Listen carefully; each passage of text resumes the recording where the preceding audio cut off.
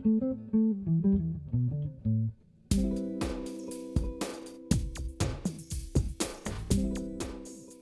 when you come to repoint, it's important to know exactly the reason why. If it's external hard cement pointing, you might be trying to take out the cement pointing because it's too hard for the brick or the stone and it's going to cause damage. Basically, the building mortar needs to be a little bit softer and not quite as strong as the material that it's bedding. Otherwise, you're going to get salt and frost damage to the brick or the stone, and the faces of the brick and stone will gradually spool off. So that hard cement pointing might be doing damage. You've got to weigh up how much damage that's going to do and whether it's worth taking out.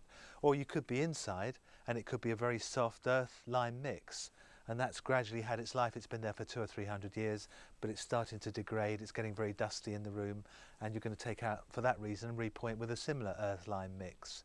Now, if it's the hard cement version, you might need to take out as much as you have to. It could be taking out all that someone else has put in, and your joints could be going back half an inch, an inch and a half, whatever depth of cement pointing was put in. If it's inside, it's very soft material if it's an earth lime mix, so you want to be careful. You don't want to be taking out too much, just enough to get about 3/4 of an inch, about 20 mil thickness of lime mortar back into the joints. And what Rick's going to be using on this is a plugging chisel. And the angle on the back, you get it into the depth, the 20 mil depth, just let that angle just slide along the back of the joint. It just eases it out without actually prizing the stones apart. Unlike a cold chisel, a plugging chisel is the same thickness all the way along the stem. So it won't get trapped between the stones and the brick and try and push them apart. It will just follow the line of the joint. You can get plugging chisels in different thicknesses. So if you've got a lot of wide joints, get a wide plugging chisel. And if they're narrow, tight joints, get a very thin plugging chisel. You need to get down a little bit and clean out the top of the joint so it's a nice square background.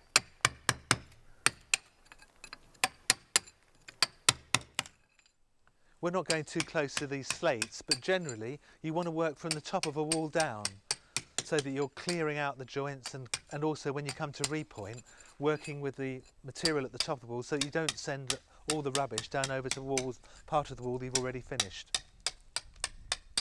If it's very dusty, which limes can be, wear a dust mask, because even these old limes can be quite aggressive on the lungs.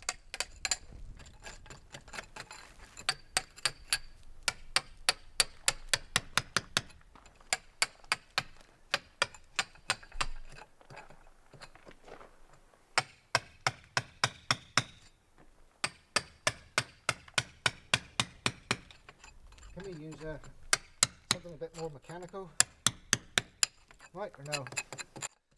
We don't really advise using an angle grinder. You tend to follow the whole line of the stones and rip them out. But you can use an SDS Plus drill. That's a small impact drill, lots of impacts per minute, but of relatively low energy. And that can be quite a useful tool if it's got a rotary stop, just to use it as a little mini hammer drill.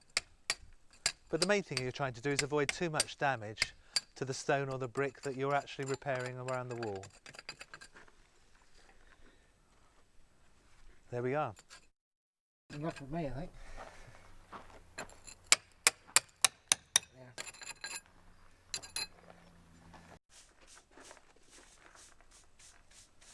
So we're just taking out all the loose material out of the back of the joints. And we'll also be spraying the wall half an hour before we come to repoint. Enough time for the water to soak into the back of the lime mortars at the back of the joints, but the stone or brick faces will dry, and this will stop the lime mortar that you put back in smearing too much over the stone faces.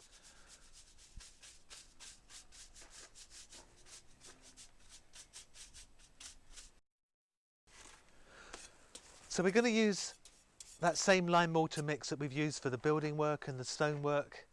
It's 3.5 to 1 or 3 to 1. 3 to 1 is fine for internal use. You're not looking to add a pozzolan.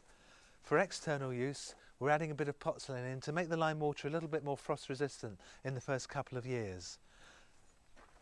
Quite a stiff mix. You want to be able to let the lime do the plasticizing and force it into the joint so that you can really compress it in, form a good bond between the back of the joint where the old mortar is and the new pointing mortar you put in. You can see that even as Rick works that on the hawk, it's getting a little bit more plastic and a little bit more pliable.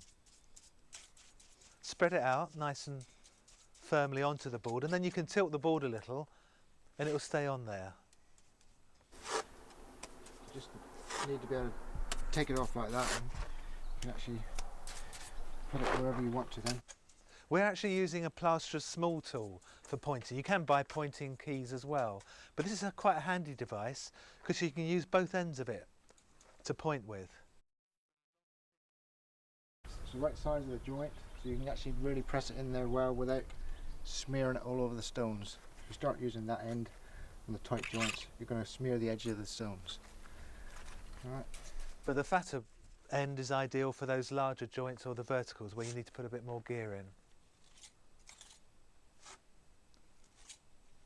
Now for external pointing, you really want to point edge to edge, arris to arris of the brick or stone, because the function of the pointing is to shed the rainwater off the wall.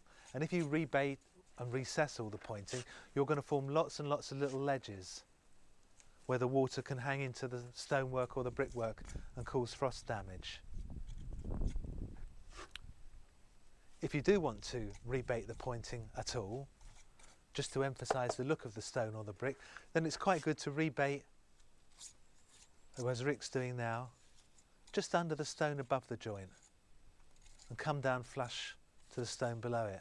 That way you've got a little cast off of mortar from the wall, and also the shadow of that stone will emphasise the rebating, so you'll gain a little bit extra from that shadow from the stone above.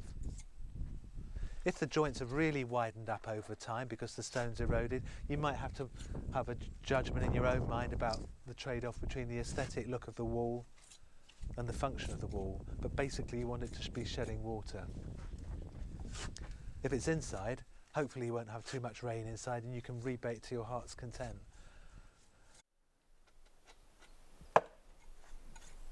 It's easier if you can do the upright joints first. Just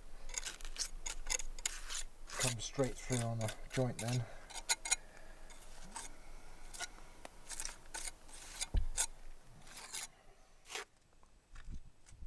And if you can, always try and work back into the pointing mortar that you've already placed in the joint. So you're adding extra compression. If you're right-handed, start at the right of the wall and work to the left, always pulling back into the mortar that you've already placed in the wall. If you're left-handed, the other way around.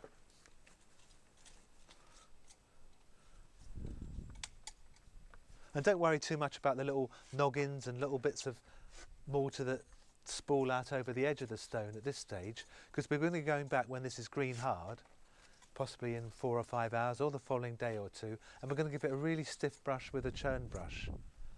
And that's going to take away all those little small bits of mortar, if there are any, and blend the whole wall in. But you don't want to go and do that too early. We're going to do that later when the mortar's gone reasonably dry, so we won't smear any wet mortar over the faces of the stone or the brick.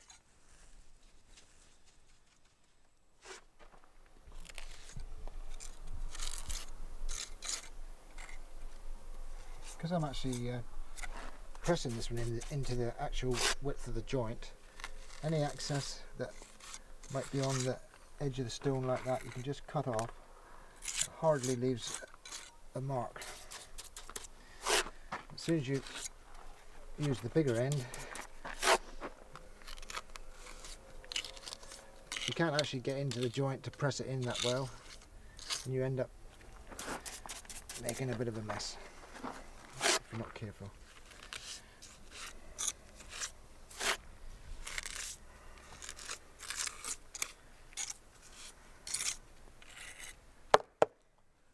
During the course of pointing, you'll collect a bit of material on the back of the pointing spatula, and you can always scrape that off onto the side of the ball because it's very fine material. It tends not to have any lumps in, and save it for a very, very tight joint which you need to fit in the mortar into.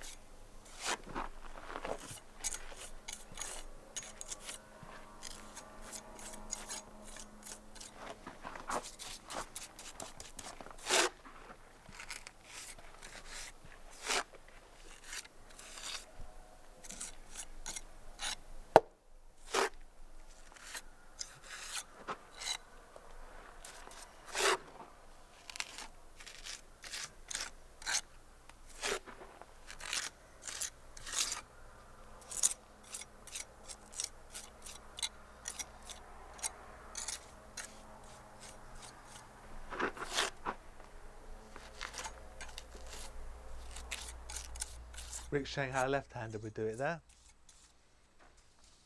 Ambidextrous. Not always. You can do it like that. So sometimes you've got to bring it back from the other way. As long as you're tightening it in against what you've already got there.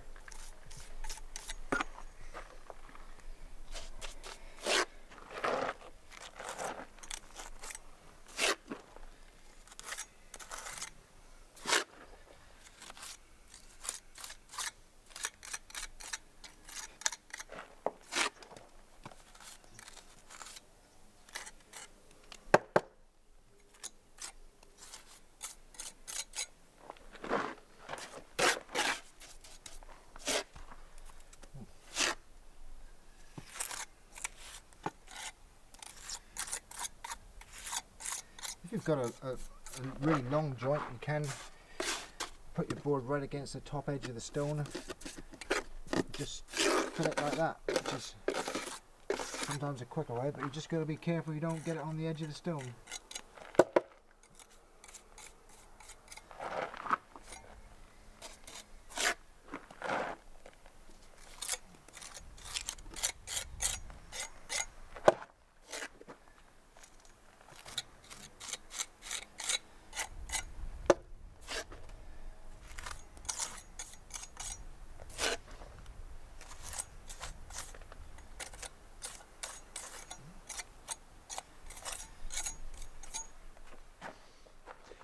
Got quite a large joint in the end, and we're going to push a stone into that. We're going to fill it up with mortar first, and by pushing a small stone in, it's called galleting.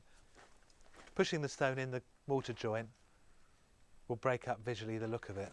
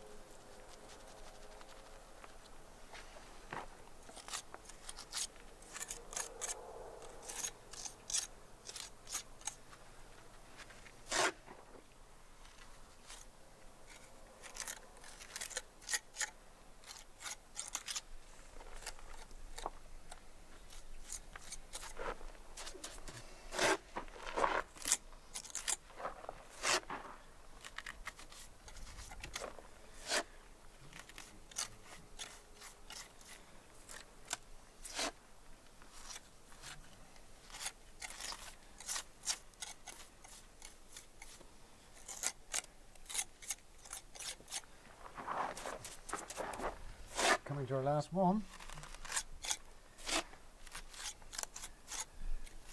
It's always nice to get to that last joint.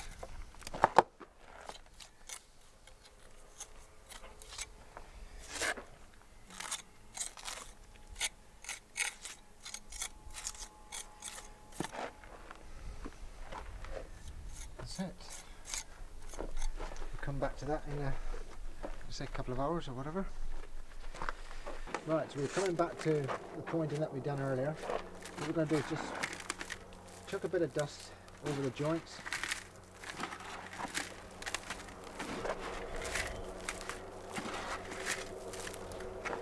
Once you've done that, you can just get a turn brush, a nice stiff brush. Remember that if you start picking up bits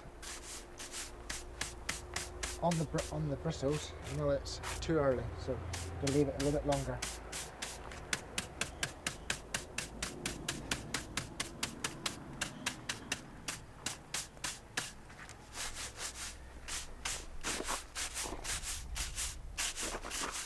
You let the edge of the brush just slide along the joint. You should expose the different colour aggregates in there.